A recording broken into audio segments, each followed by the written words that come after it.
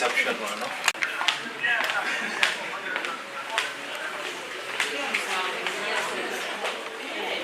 Chairman Arua.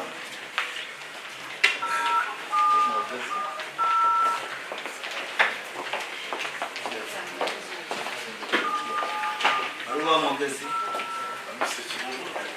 The West.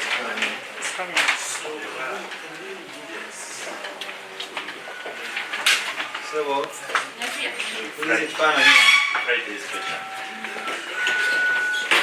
some coming to the photo, please. Mengo,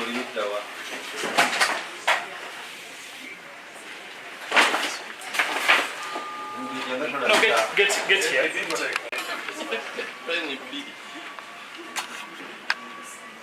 Wasabo wangi yitawo tugenda mu nkukanga 3 mu December ensongo zitegedde nkutegedde mukadde nawe jangu yadde yavubuka lebuna munteka mu bintu byamwe muzafalu wamajja musajja okuva leo tandiso okulira obulango bw'enkuuka kiri kitya Uganda etandiso okumpomera nyabo leo naye ekigenda okubeera mu nkuuka twagala kunyonnyola enkuuka ya luno tobongoota muliro omuliro okumagwaki nja kiwulira abantu bonna kati boogera ku nkuuka n'ababuulira enjiri bakittaanya atagenda mu nkuuka teri ggulu okimanyi nti ekyo mu ggulu w'okyogera nti teri kugenda mu nkuuka eggulu lyonna otyo oba owemmudde kati eno tutwala wakuba ffe tetwagala kubongoota tugenda mu nkuuka ewa Chaiman wano munkuuka asatu mu December ewa Chaiman si weewano wewa Chaiman nedda weewacha wewe biwagidwa Semona Beauty Products abakyasinza okukola ebifiga ebyensusu n'enviiri Pepsi everywhere you go MTN Olwabitex promotions n'ebisatinga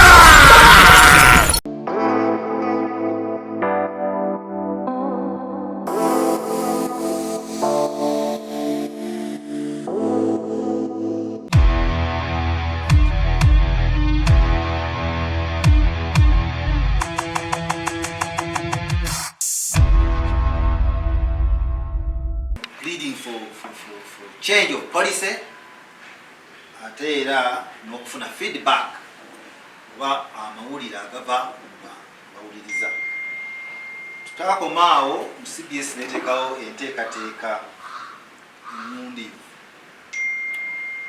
nga business news ebeera bina nga tubikola okulaba nga tuwagira abasuubuzi kubanga omusuubuzi bw'afuna ssente ekisooka awa abantu emirimu ekyokubiri afuna ssente ate esobola okudda kulaakulanya eggwanga lyaffe mu ngeri endala n'ekisembayo akomawo n'alanga ku CBS nayo nesobola kulaakulana ng'efunye ssente ez'emiranga kale tubikola ebyo ne programu endala gyetwateekawo yeya corporate moment era twakulaga obuwagizi eri abasuubuzi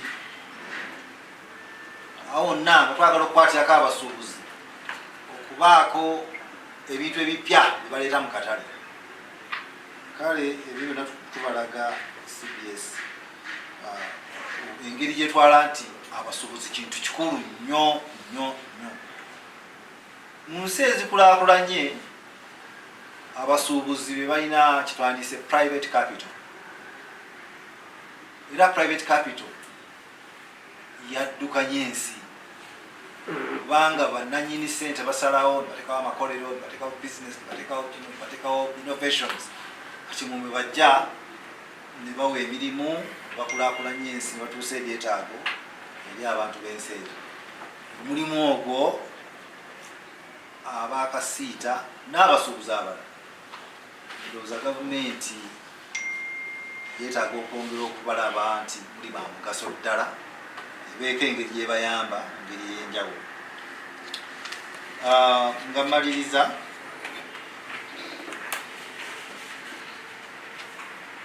nga bwe mulaba nti ensi naddala ebyenfuna biri mu katuubagiro simanyi oba namwe mubiraba the economy is in quite a bit of volatility abamu batugamba byava mu COVID kati byaso tutuukako prolonged effects of COVID-19 abalala entalo eza Russia ne Ukraine wabaawo entalo ezo wabaawo capital priorities ensi ezo niba gye ziteeka ssente zituuka abalala nti n'olutalo luno lwasituseewo Gaza Hamas ne Israel n'ensonga endala ezikwata ku climate change embeera engisi gyezituuseemu drought emiyaga egizze gyonoona ebintu by'abantu bwe batyo batutegeeza naye ekituufu kiri nti waliwo ebitali bituufu mu mbeera y'ebyenfuna nga nvudde ku kyeki kireeta ebyenfuna biri mu katuubagiro era abantu abasinze okukosebwa simanyi oba mukimanyi oba KACITA erina research department kitongole ekinoonyereza abantu abasinze okukosebwa be bantu bannansi abalina capital atambulira mu ngalo batembeeyi bano abatoninyira bano abalina obumigugu gugundi ku makubo otwala bw'emiguulo kubanga beesanze nga demand ntono okuva mu bantu abalina ssente kati bali abantu abalina ssente babanga tebasobola kuzifulumya n'oli owansi afuneko anasasulira omwana school fees olwo obwavu buba bwongedde okunyinyiitira era ebivudde mu ebyo gyemize egyongedde okukyaka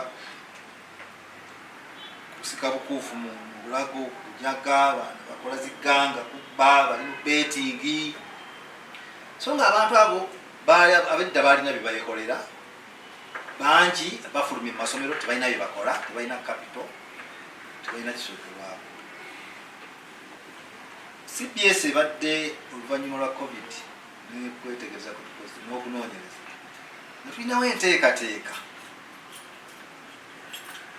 eyagala okuteekawo program esobola okujuna abantu abo nga tukozesa amaanyi ga rediyo naye nga tulina abantu betwetaaga okwekwatako abamanyi ebyobusuubuzi abagundidde nga mmwe BAKACITA nga tusobola okukola joint partnership nga project eyo eyamba ate omunaku owawansi gwe tuyita local investor abamu balowooza local investor alina kubanga alina billion 10 ku account naye local investor yoyo owawansi singa tunaabafuna ne bawera ntukola critical mass ng'abachina bwe bakoze nti balina kati abantu abasuuse mu group y'abalinga abagagga si bagagga nnyo naye bali wakati akataawo basukka mu million 5 kati abantu abo bagula ebintu basuubula bataddewo emirimu mingi naffe singa tukwatagana ku nammwe abamanyi ebyobusuubuzi netuteekawo programu ensambusa tuyinza n'okufuna badona temumanyi naye ng'ekwata ku muntu oyo engeri naye gye tumufuula omusuubuzi asobola okugenda ng'alinnya ng'akulaakulana basebo ensonga eyo njogerako n'obwagazi bungi naye n'okusingira ddala n'obumanyirivu twakitandikako mu nkola ya CBS Prosa nitukwata omuntu omunaku w'ennakawuka gye twatandikira ng'atereka sirigi 5 buli wiiki netumiyigiza tugetereka abamu ne basooka baganda ne beekyanga bibiina byatubbada ntugaagwe tofaayo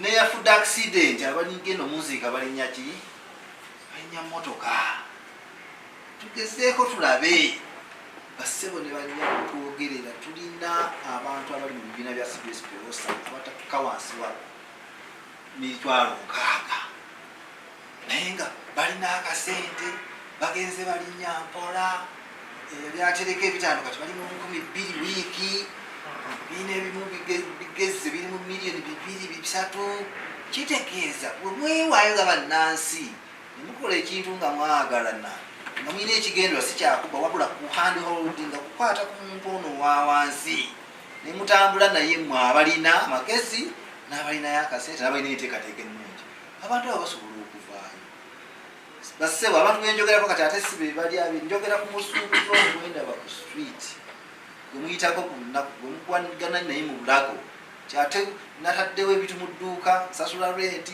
ate aziyiza bajja okugula nabo tuyinza okubakolera solution nga tukwataganye wamu tusolovinga ekizibu kyeggwanga kubanga abo bwe bajja otukuba amayinja nga tuvuga emmotoka zino ezitajja nakubuuza bebajja okusikangula abaana baffe, bebajja okujja okumenya ennyumba zaffe. Nirazi bwe nategedde nti abakasiita bajja ne ŋŋamba okisa kugusinza kugusuka. Ekyo kyekirowoozo ekiva mu bukulembeze bwa CBS nga tuyinza okukwataganira wamu kubanga mulina erinnya, mulina obusobozi, mulina obumanyirivu, mulina kemwekoledde. Omuntu eyekoleddeko tabeera muyala nnyo, ate atandika okulowooza ku bantu bannansi engeri y'enjawulo n'engeri gy'ayinza okukozesa ebyobugagga bye naddala ebyobumanyi, experience ne contacts, netuteekawo puroguramu eyo neranda negenda mu nsi yonna. Bassebo ne bannyabo owa management ya CBS waliwo ate yanjudde, nsaba nyuke yeyanjule n'omulala nze Kamulegeya akiriwo Konka wa mutimbagano gya CBS. mwami wali kwegedde gyokola Etebi batwetikidde njakulindako naye tweyanza nnyo, twagala enkolagana egende mu maaso, eggwanga likulaakulanira ku bakozi abali mu nsi, abali mu busuubuzi, mu bulimi. Kati mmwe tuli mu basuubuzi betuwa ekitiibwa. Mwebalanzi baffe, mwebale nnyo okulanga ne CBS, mwebale nnyo okwogera ebya Kabaka, mwebale nnyo okussa ekitiibwa mu Kabaka. KACITA yakola nnyo wano Mutaffaali, ate ne bammemba bammwe abamu bali ku lukiiko okuddukanya ebitongole bya Kabaka. Mise Kitto ali ku kitongole kya CBS Zinkanja, bammemba wa board. Kati mulaba nti tubalabamu empeke, era nammwe ebifo ebisobola okubalekebwako ebiriwo. Naye tunoonya enkolagana eri n'enkulaakulanya abantu ba Kabaka, ate nabo tukulaakulanya nga ne radio ekulaakulanya. Ssaabasajja Kabaka wange.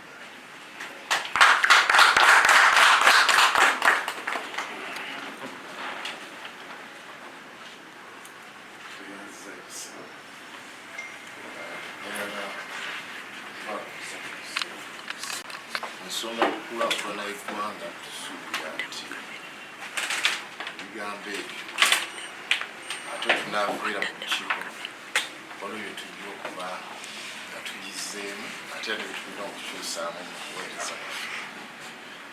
Erinnya eza Dr. Busoke Thaddeus Nagenda omusukulu wa Gabunga ezakola nga ssentebe wa KACITA mu kadde kano.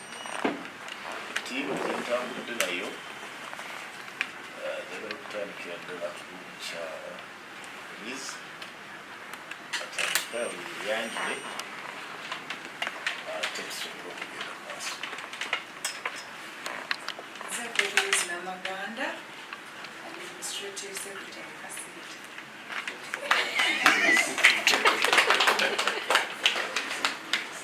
Walucho Sentamu, Vice Chairperson of the National Hardware Business Association, member of KACITA. Namusizani wakama wange, erinnya lyange Jere Muyombasa, omwogezi wa Kikuubo Business Community, ate era coordinator KACITA Kikuubo branch. Nze Ssebugawo Stephen, Deputy CEO KACITA. Nze Isase Kitto, omwogezi wa KACITA, ate era KACITA yansindika nkiikirire Private Sector Foundation Uganda nga Director wa Trade and Commerce, ate PSFU nensindika okukiikirira Uganda mu Commerce and Business Council, kati nze Director wa Uganda Commerce and Business Council. Ttiimu eno gye nkulembedde mu lukiiko CBS twagalidde ddala okugyekeza ne ttiimu naageza ogintambula nayo olunaku olwaleero nti mutuufu tutambudde ne CBS bank era ekibiina KACITA ekibusukka emyaka 20 nga tutambulira wamu ne CBS ate ku side yange CBS njirangidde control business gyetandise ate nesobola okubeera nga esukumako obusobola gitandikira kampani yange nyiri enyumiriza nnyo mu CBS Empomaroy College suubira nti CBS n'Empomaroy College gyakugala nayo baabeera kampani zange era nga tukyatambulira wamu. So abasuubuzi baffe basalawo okuddamu okukola okusiima okw'enjawulo ebitongole bye tutambula nabyo era nga KACITA twasalawo okweyama okuwagira buli projekiti ya Kabaka era nekukwatagana n'ebitongole bya Kabaka. Kyovula ba CBS tugyenyumirizaamu nnyo nti twafunira ddala ow'Obuganda etutambudde naye buzibu bwonna ate era ne mu mbeera yonna esoboka. KACITA yatandika ng'abasuubuzi b'omu kibuga ng'ekigendererwa kwe kulaba nti erwanyisa obusuubuzi obumenya amateeka baganda baffe abatundira ku makubo era mukadde kana abaganda baffe bakolera ku makubo twasala okukwatagana nabo.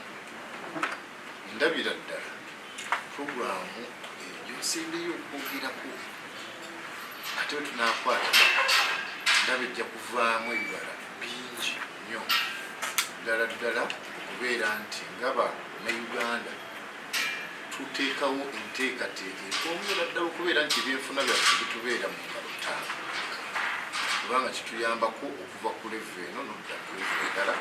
Tusuubira nti ssebo enteekateeka eyo nga KACITA tujja kukiwagira ate era nebakakina. Ensonga ey'okubiri, KACITA twali tumanyiddwa nnyo kujja bintu China. Gavumenti nejja n'enteekateeka eya import substitution,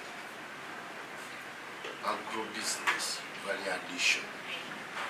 Tusobola ne tugamba nti bw'osigala ku sayidi yokka ewakanya enteekateeka ya gavumenti osanga ne ka bizinesi kakoze kikabudde. Yalinamu omutwalo oyinza okwesanga n'olukubi tokyalulina. Kwe kusalawo ne tugamba nti leka tugezeeko okwegulaalinga okusookera ddala obuweereza bwaffe butuuke mu Uganda wonna okufuuka KACITA Uganda ate okubeera ng'eri multisectoral nti osobola okutandika ng'omutembeeyi nodda mu dduuka oba mu mudaala nodda mu wholesale nodda mu manufacture oba nodda mu muyoozi okubeera nti kituyambako nnyo okukyusa embeera z'abasuubuzi mu Uganda wano n'okubeera nti ebyenfuna bya nnyaffe Uganda tusigala nga tukyalina relevance oba nga naffe tukyalinako obwogerero. Ekituufu kiri nti twagala ddala okwebaza okubeera nti tubeera wali ku streeti zaffe tulina ebigambo tukozesa nti tulabawo CBS mutulabawo ate ffe ne tubalabawo nnyo kubanga mutuwagira nnyo emirimu zaffe. So n'enteekateeka ttiimu eno gye nkulembedde twongera okweyama okutambuliramu ne CBS n'enteekateeka zammwe zonna era nga tetujja kubaswaza. Ekibiina KACITA kikulembeza nnyo obukugu n'obuweereza ate era n'obwerufu. Kyova olaba ebibiina bizze bingi ebisatu naye ne tusigala nga ffe tukyatambula nga tulemera ku mulamwa ogw'okuteesaawo embeera esobozesa munnayuganda okukolera mu nsi ye. Ate si kyekyo kyokka n'okuyambako bannaffe okukulaakulana nga tugezezzaako okuteekawo programs ez'enjawulo. Tusuubira ate enkolagana yaffe ne CBS mu bukuŋŋaana buno ejja kusukkawo nga bwe tubadde tukola ki nga bwe tubadde tutambula. Twagala ddala okwebaza amawulire g'ebyobusuubuzi. Kibeera kizibu nnyo okumala ku wiiki nga mu butuufu amawulire g'ebyobusuubuzi tegabadde updates ddala okusomoozebwa byokufuna. Ate buli ddakiika ate ne neebaza ttiimu yange nti kabubeere kiro batukubira akasimu at least tujjumbira ne tuleka byonna ne tumanya nti tulina kutambulira wamu ne CBS. Ekyo nno kikulu nnyo era tubadde tulowooza nti bwe tunaagattako ne ku dipaatimenti zammwe okwongera okukwatagana nga ddala ya Dr. Kazibwe ya research. Eno tubadde tukola nnyo ne research nga tukola nnyo ne bapartners ab'enjawulo oluusi n'ebimu ku bitongole bya gavumenti. Tulowooza nti naffe eno kijja kutwongerako nnyo okumanya obukulu bwa research tutekerawo ddala ne department eyotongedde ku kibiina kyaffe ekya KACITA. Era mu nteekateeka ezo nzirayo ku kyokusinga twategeka awards omwaka guno. Awards ezo abasuubuzi ne basiima nti CBS ate mu buweereza esukkulumye nnyo ensonga y'obusuubuzi n'okutwalira ddala nti ensonga y'obusuubuzi nnyo eri eggwanga n'ebyofuna by'eggwanga. Bwe bubaka obwo bwe tugenda okubeera nga twanjula mu maaso awo. Era mbadde nsaba omwogezi ofunaaki naye muwe agezeeko kukaatiriza ensonga ezo ate tusobole okubeera nga tugenda mu maaso. Wasabo wangi yitawo tugenda mu nkuka nga 3 mu Desemba. Ensonga ozitegedde? Nkutegedde.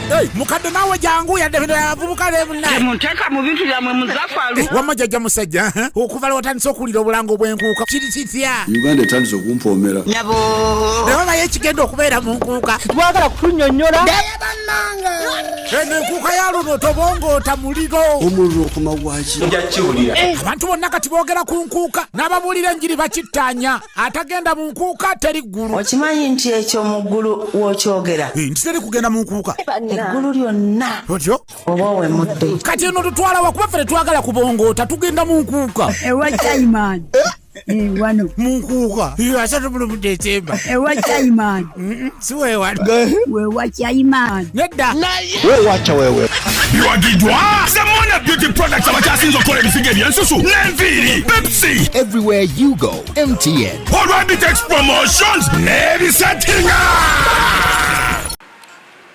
kubanga nze ndi mwogezi kitegeeza njogera bya kibiina kye biŋŋambye okweterawo ebyange wadde ng'oluusi abamu bampita KACITA baba bampayiriza waliwo oluusi ne byenjogera ekyamazima nga nyigirizibbwa nga nze kye nabadde nnina kirala boodi n'ekiyisa baga agenda ku CBS ku lukalala lwa enkizo za KACITA zeewa ng'eyina kyeyagala okumanyisa mu bubi oba mu bulungi balunda CBS first tesobola kuba secondary in any circumstance.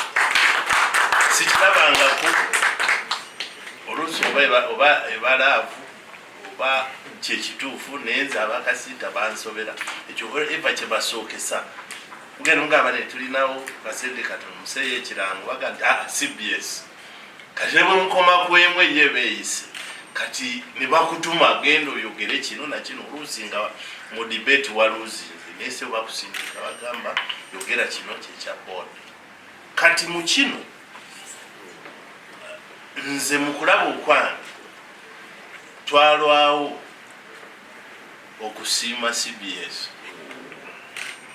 kubanga kyalikoleddwa na ku mulembe gwa mugenzi Kayondo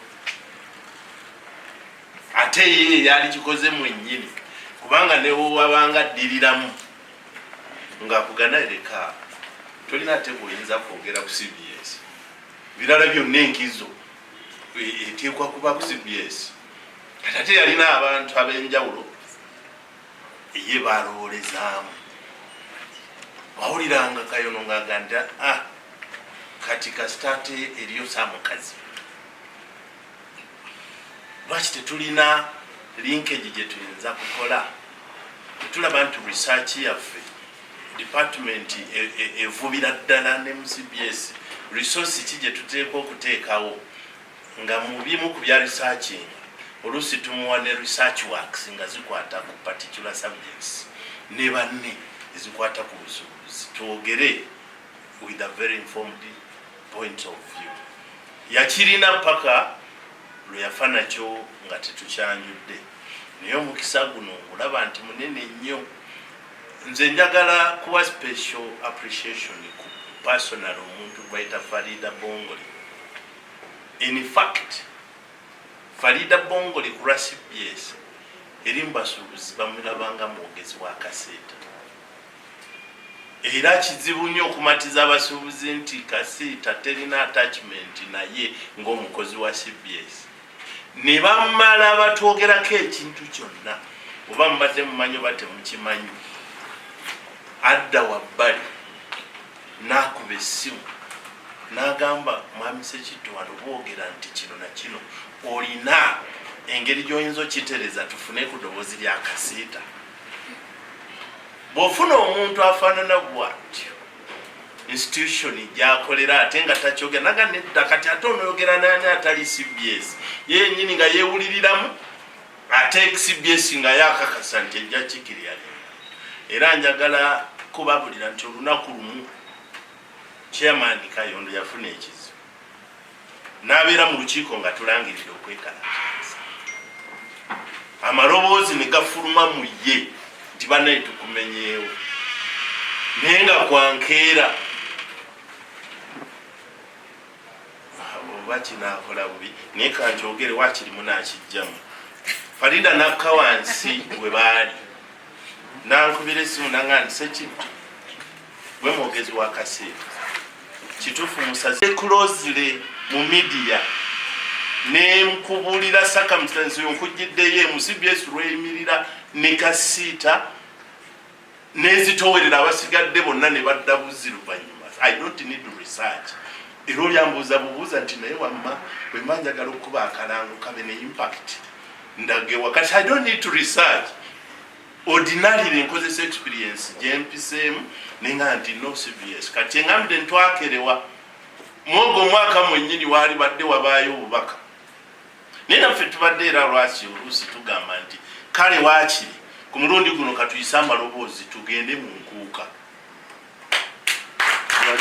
kubanga kiba kitegeeza nti indirectly naffe tuzizza omuzigo ne tugamba abasuubuzi baffe bonna abali Masaka abali Mityana abali Mbale abali Luweero kubanga buli district kwezo zemmenye kati ate KACITA erinayo official branch ey'aba KACITA in form of associate memberships ate ng'era ffe tuziguddewo kati abo bonna tubakubira omulanga basebo ne bannyabo tweyambisa omukisa guno okubagamba nti tugende nga 31 omwaka guno Desemba nga bwe kiba bulijjo twegatte ne CBS ffe tulina kirala kyonna kye twagala kuzza muzigo kwezo bizinesi zaffe zeesaniridde gwe bwontakula omugongo lwaki nze sikutakula bugwo awo bwe buba obunafu bw'omunafu bw'asasula ebirala ebiri nti CBS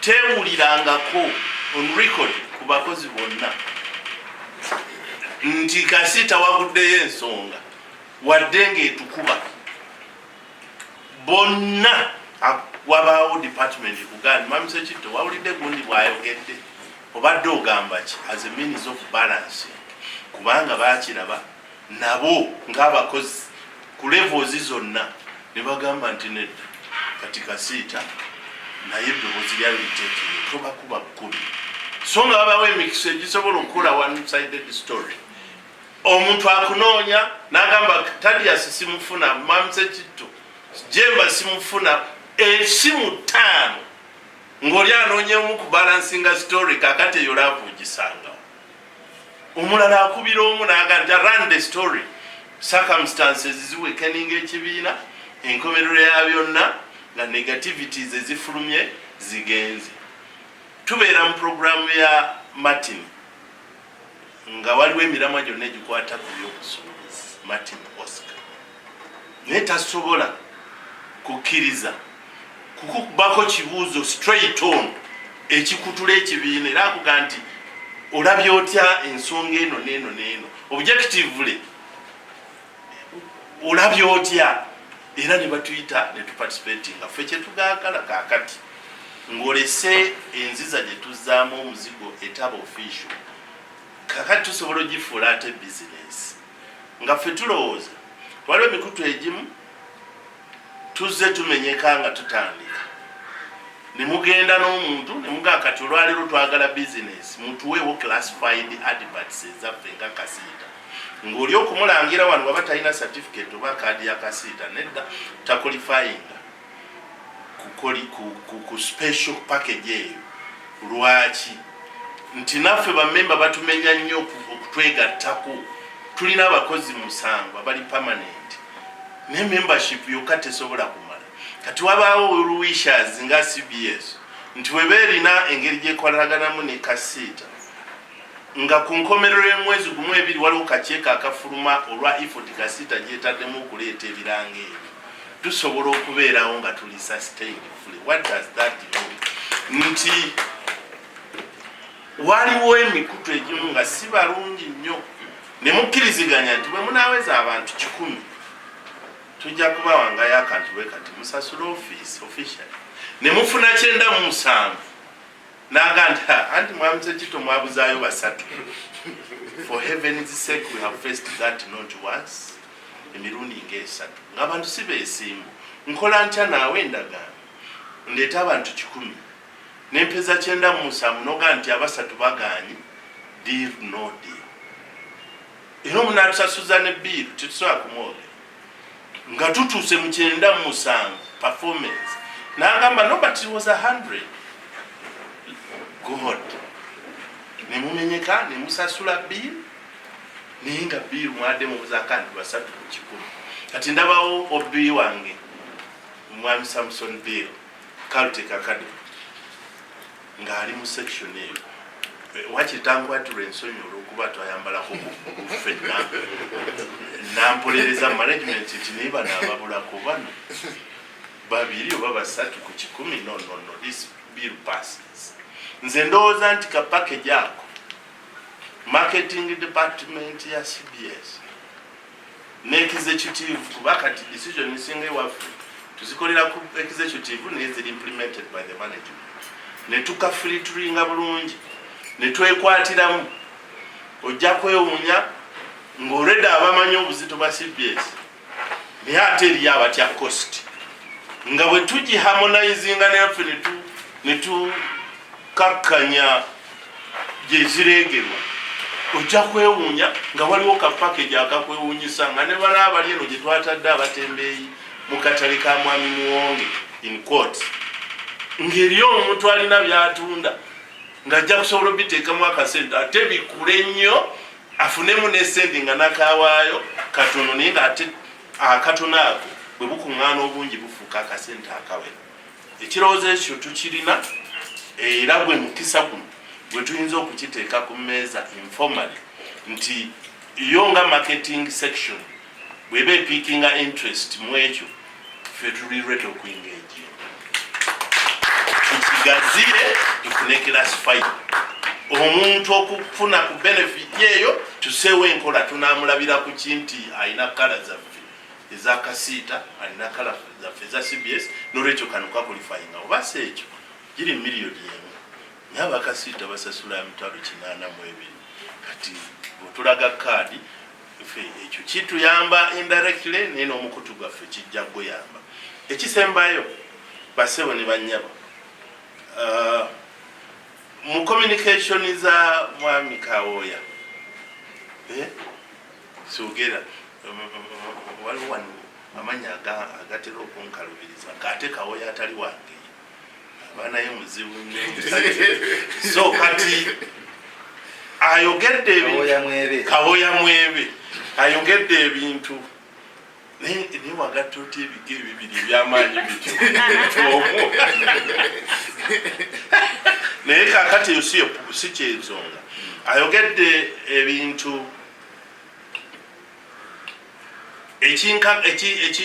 sewuunyiza mbadde ntandise okwewuunya nene nzijukira nti omu ba founders oba initiators ba sindikanja ku bantu bonna ba KACITA kuba kati class 5 yo gye tusaba yeri no category yayo kati yagikutte n'agisawa bbali kati ate nadda kweno mbadde newunya omuntu walumirwa abatembeyi abatunyigiriza abateeka engatto ku street abateeka engatto ng'ono ali wano yetasasula za mudaala naye nenzijukira nti with the mind of sindikanja kenga ate omu ku initiators ateekwa kuteekwa kubanga akiraba nti abo tebali only potential investors ne even potential wrongdoers either side moyagala okikolera kikola oba kwewala bayaye ng'enjogera bweri obakendeeza oba okubafuula business byombi bya mugaso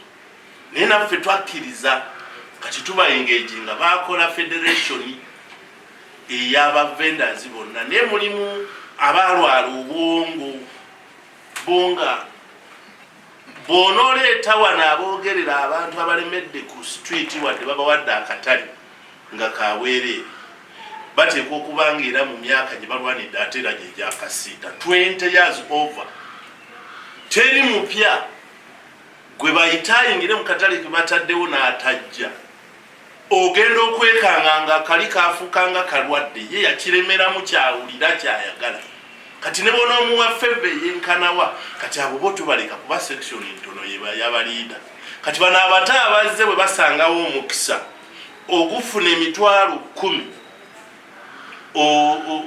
mu kifo ky'emitwalo 5 ku street enkomerero ya byonna eddazini ezibadde 2 ez'empale nga zirimu akakadde bwe bamukwata bwe bati zigenda okutuuka ku city hall ng'efuuse kimu kyakusatu empale tezikyawera 10 tombuuza gye ziraga bwe bamala omutwala mu kooti kasente kabadde akuŋŋaanyiza kafuna akangi akubira muganda we yakajjayo ne bakatwala bamweyimirire bwe baba tebamweyimiridde n'amala weeks 2 eruzira agenda okudda nga n'empala 7 ezaatuuka mu city hall tezikyali n'abeera mu eyo visiyasa kubwadda n'atunda akafuuke ke yali akufunye ku miliyoni 6 zakuŋŋaanya n'addayo ku 0 n'adda ku street kati ono eyagumira mu kafo ng'afuna mitwalo mitono agenda okumalako omwezi nga bw'aba savings emitwalo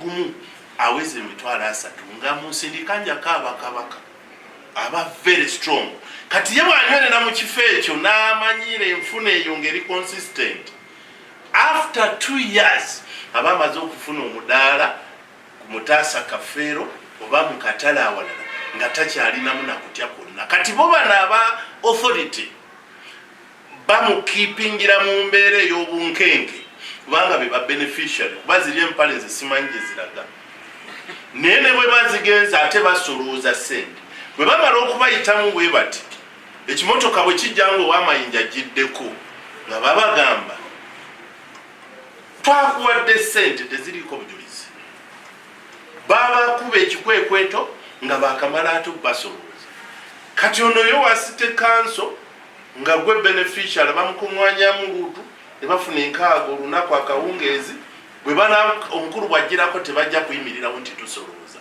kati ekyo twakitandika okibasomesa ne tubabuulira n'ekiseka marketing engeri gye yajjamu ne tubabuulira akatale ka new park akatandika nga ka misumaali mikadde bidandisali bwe byabasitulo bajjayo wakiseka olwaleero be bamiliyoni yabe wakiseka market era emiga egibadde gikubirweyo okujjako omudaala omuntu akafooke mwalabe entaleza naye kuba sindiko bateeka mu nsiko eyo fe abaluddeyo mu KACITA twalaba nga lutalo ani gwojja wano mu new park ontwala eri mu nsiko yewakisekka kati be batadde wano e Mengo ewamuwonge poloti gye yagula ng'agiguza KCC tulina kubasaba bakanye ne city council ne road mayor akkirize omuwendo bwe guba gwakuterera guterere ekifo ekyo kijja kayanirwa after 3-4 years ng'omuntu omugamba nti tukujjawo wano eŋŋumi enyookerawo kiseka akyuke atadde Mengo kati fe omulimu gwaffe ki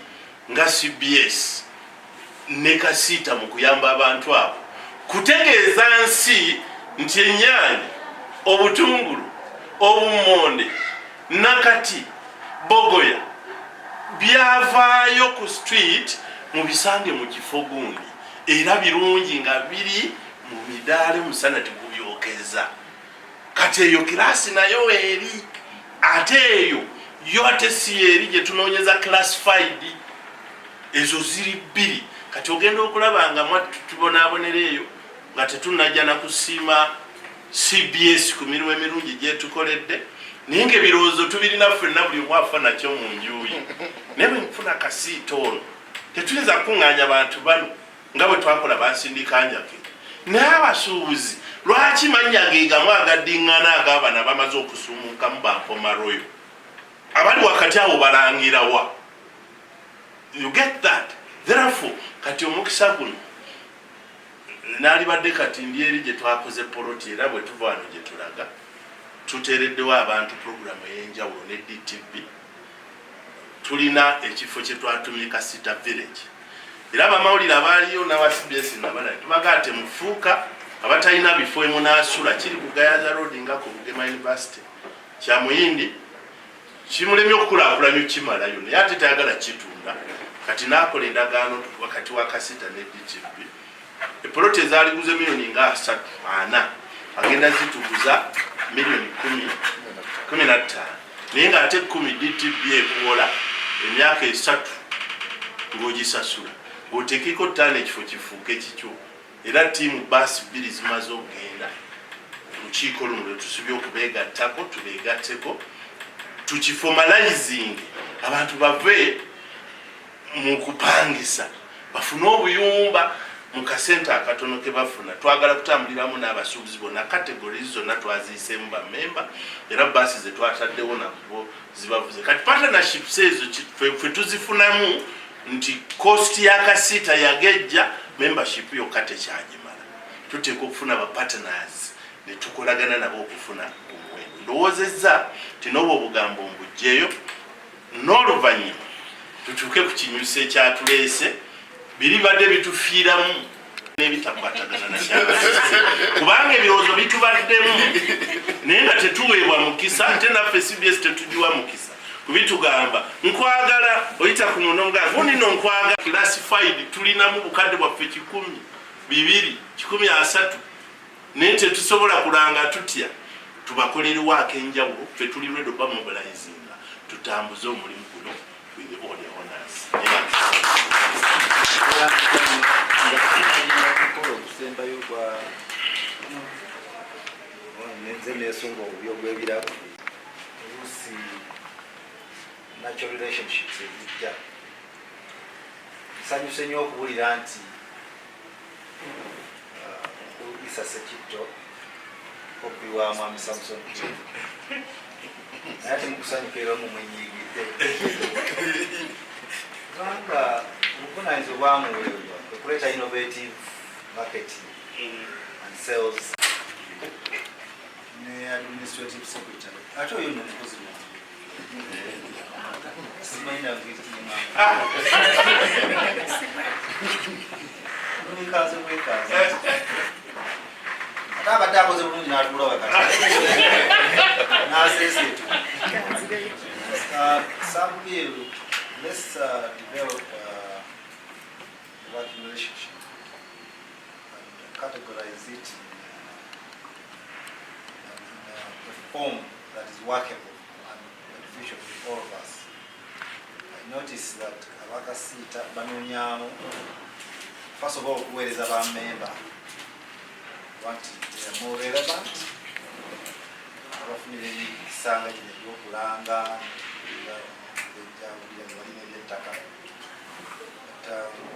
naffe CBS of course is a great opportunity.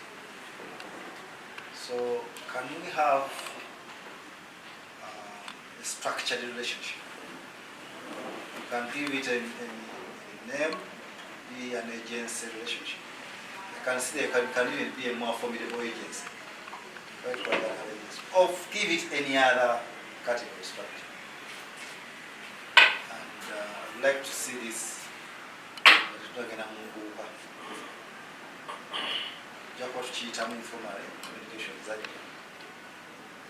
tulabe omwaka 2024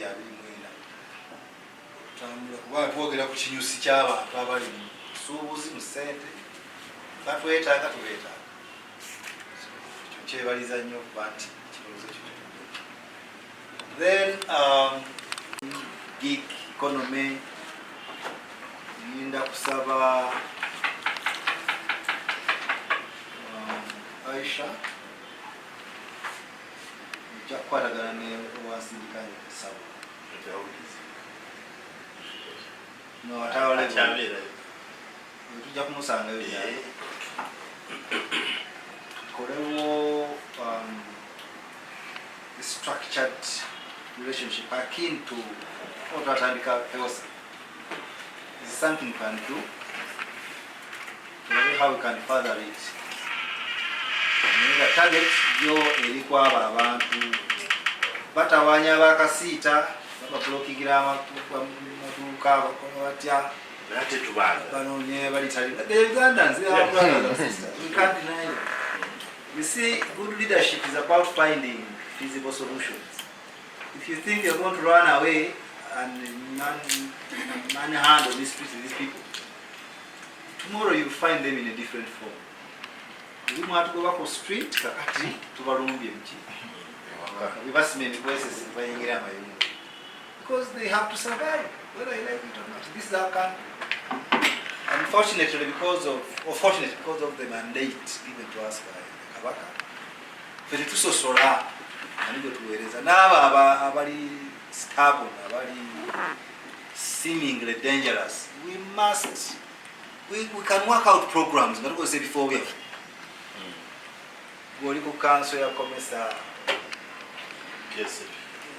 Kesi so igabini.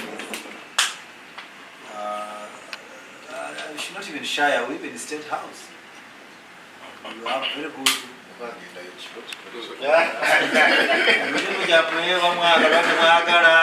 State house dibatusa. Nange nagenda wano ne mbako byekoleza CBS nakoma ndibagamba ndi yabadde mu state house. Nagamba mumuloza license munazi kuna sigezeeyo. Chakula ni programs bano jagala okukakasa.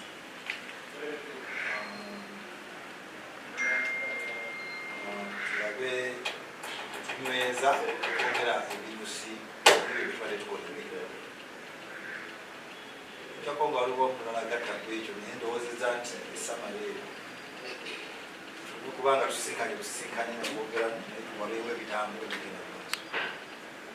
Any other ideas that can be fathomed by the three groups are welcome. Jakuzaaniriza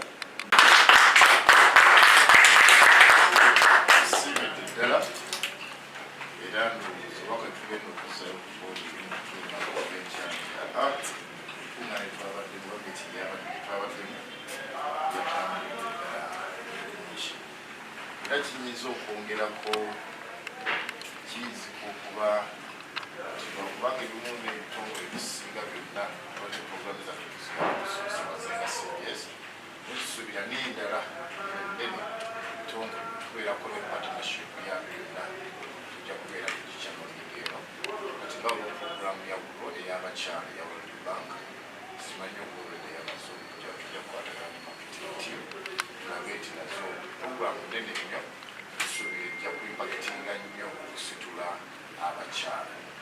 Then waliwo ne programs endala zitukwatagana mu Private Sector Foundation nga mulimu African Works ate era neza trademark. Tusuubira nti ezimu tujja kubeera nabale tuzisosowaza okutambula nazo. So mu nkolagana yaffe eno twagala nnyo tulabe nti naffe tukolawo okusoboza baffe bonna okwongera okuwagira ekitongole kya CBS kubanga kyo tusinga okusiima enkolagana yakyo kaffe. Singa waliwo okuno kye tulaba nti tusobola okukozesa nga ofiisi yamupeeke endala wali ku ssenta kinasinziira bakulikirwa n'abo bagadde kyonna sekitalanti yaffe etakuwadde kubeera nti kyonna kyonna kimulaba kitusobola okuwagiramu nga nakyo tusobola okutuyamba tukitambuze. Obubaka kakusobyensuubira nti kyasobola okwongerako pozzi n'akalala nti mulimu agamu amawungule ddala simanyi okutuuza mukitangamu n'ebyamawuli naye amawuli gano amakulu ennyo singa ensonga y'obusuubuzi eyo omulaba wa special consideration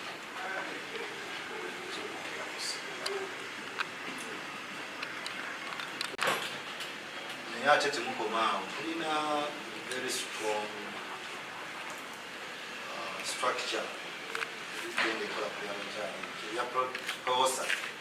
POSA a project to empower women through savings and loans association. Musobola n'okweyazika ku bantu baffe ne babakolera ebintu ebituufu tumaze emyaka egisooka mu 15 tukolamu ebyo byabakyala youth skill biki. So not that we are taking over your project, but we can give you resourceful people babayambira ddala through CBS. Mukola ebituufu kubanga ebitongole ebisinga bifuna ssente ebifuna obuzibu ku implementation kati balina human resource.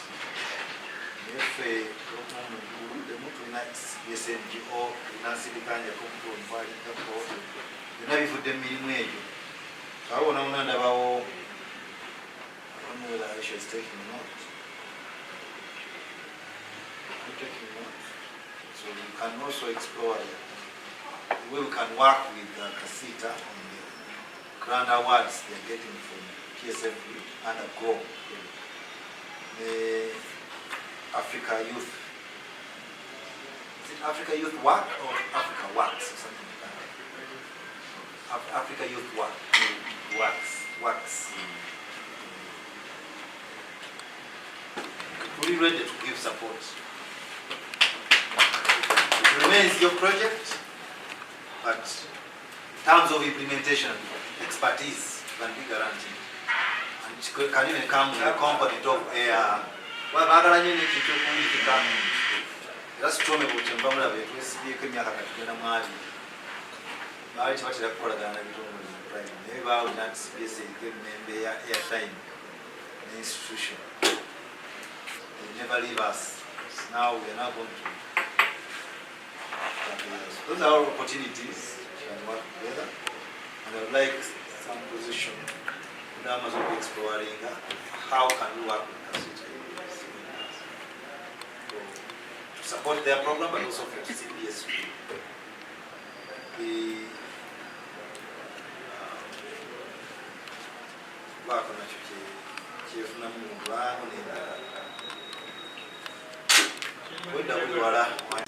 when the statistics says how many people you reach out in the diaspora, why don't you take some time to find out how many you actually reach? I would say even the diaspora. A week or so, I will use a series. Oga, babifuna through our social media. What I can tell you, in the diaspora, we are totally documented, now documented altogether, over 200,000. Nimu UAE oka. Only UAE. Those statistics in I can find out from other areas. Many about which areas you are interested in. But in terms of UAE, at least that one, I think fingertips.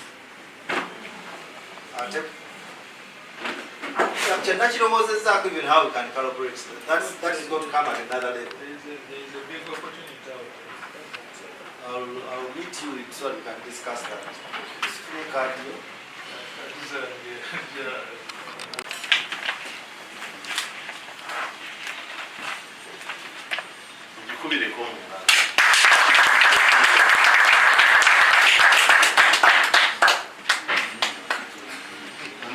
Excuse me, sorry. Could you please have this background? Kindly.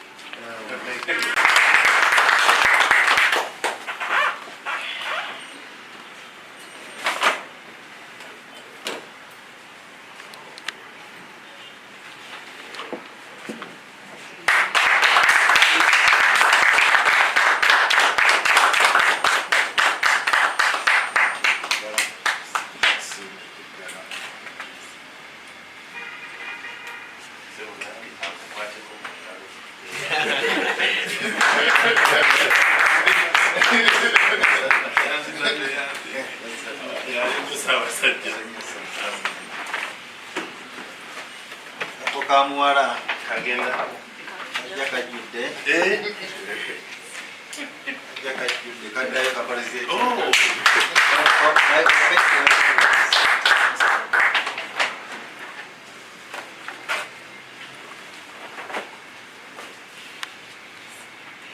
wakansoke mugasa box owamu then we open because it's also looks elegant.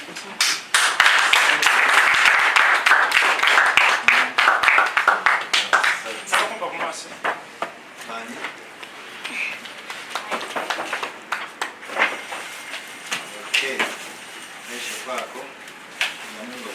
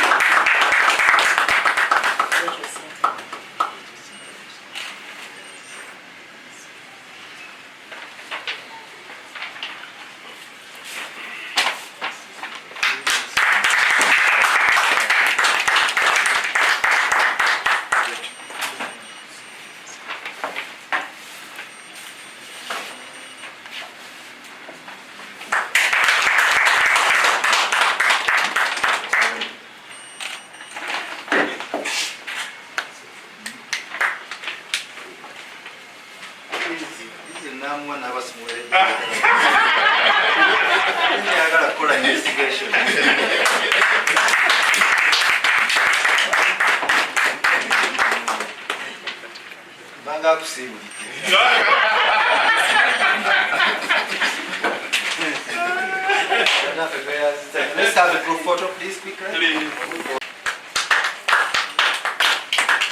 This is the business. Thank you very much.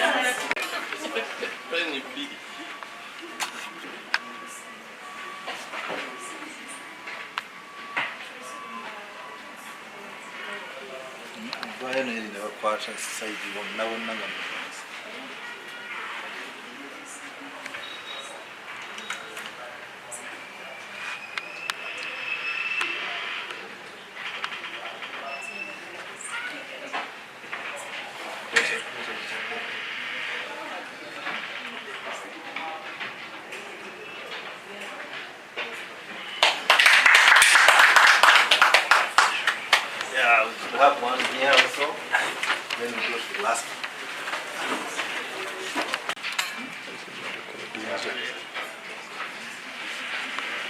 Chairs, but I want to extend a bit.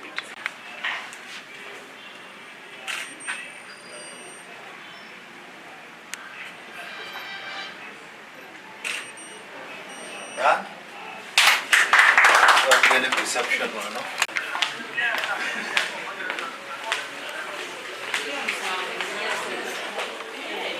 Chairman Arwa.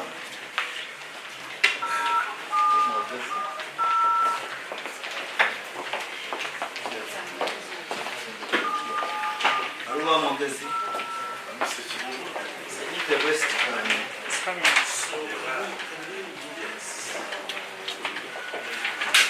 So,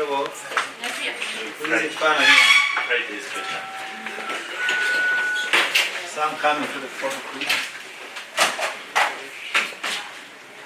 Mongo Yudawa.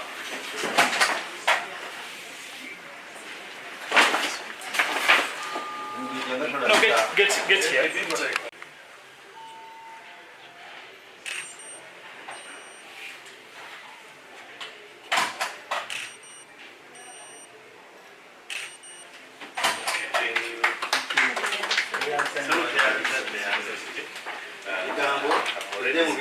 I'm already in touch with Sam for the other.